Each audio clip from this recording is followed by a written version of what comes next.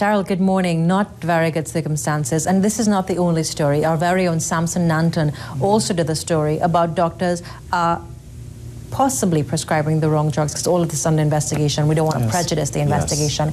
But the psyche of a nation that is looking at this, and let's face the reality, you go to the private healthcare facilities and it's thousands of dollars. I think just to smile at you, they charge you.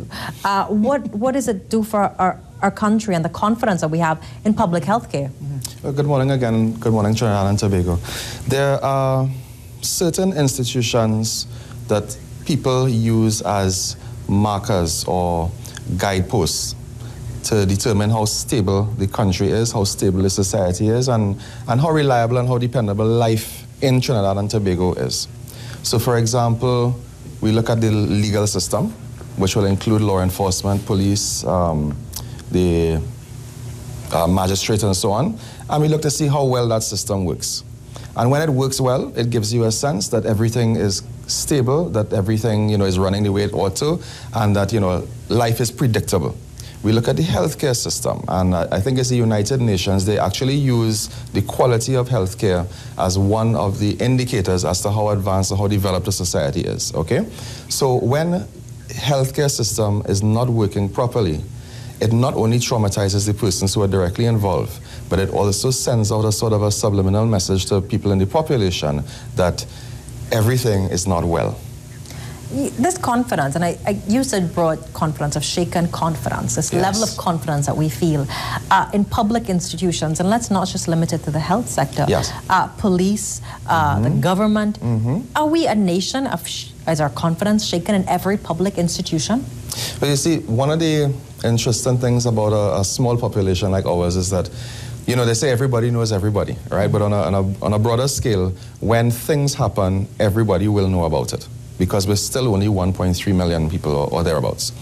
So when some stories like the ones that have come about recently, when they take place and when they're in the media, everybody is almost instantly affected by it.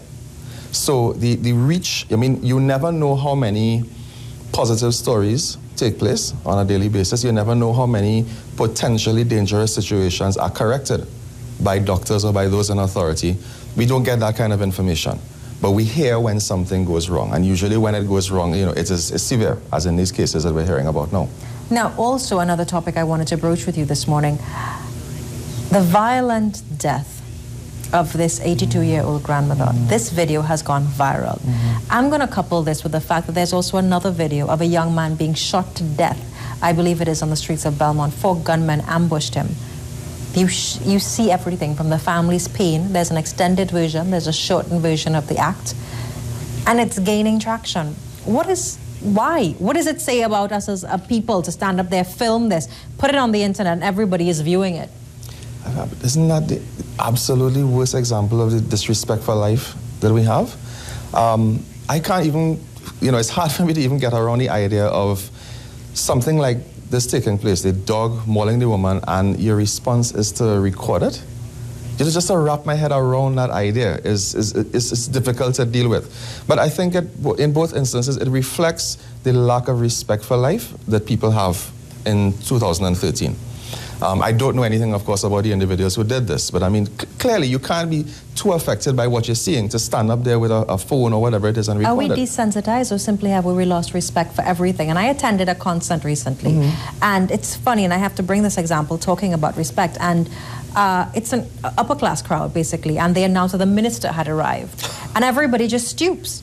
And I thought, wow, when did we, you see the loss of respect in terms of the at-risk youth expressing their frustration with the gun. And then you go to an upper-class event and you see those that you expect at least have some decorum, with loudly stoops as they are announced. Have we simply just lost all level of respect? I still do a double take if a little child refers to me by my first name.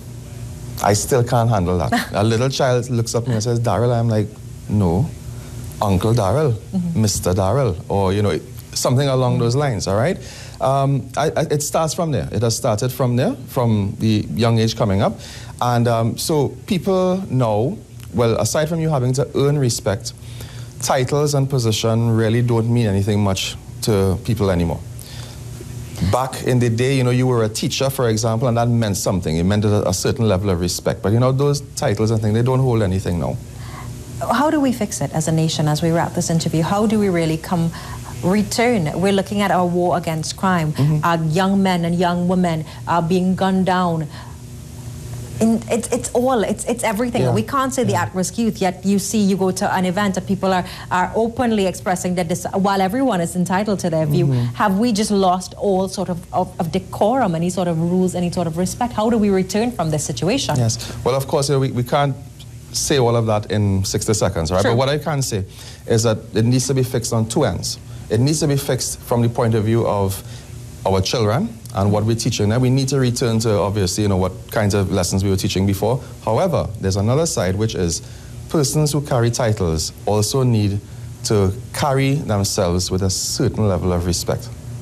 Or they need to carry themselves in such a way that they will engender respect from people who look at them and their lives. When we look at the office holders and they're not deserving of our respect, because I also think respect must be earned. While I'm old school and I think that if you are an office holder, I will have a level of respect for your office. Yes. I may absolutely be disgusted by your decorum and your behavior and your character, which sometimes, even as I sit in this chair, I'm interviewing people that I'm like, really? But have we just... Is it that our office holders have disgraced their offices? In some cases, yes. I have no qualms about saying that. In some cases, yes. I see too many examples of people who say, you know, their attitude is like, well, I have to live my life too. So, you know, I'm going to live how I want to live because everybody has rights and everybody's free to do what they want.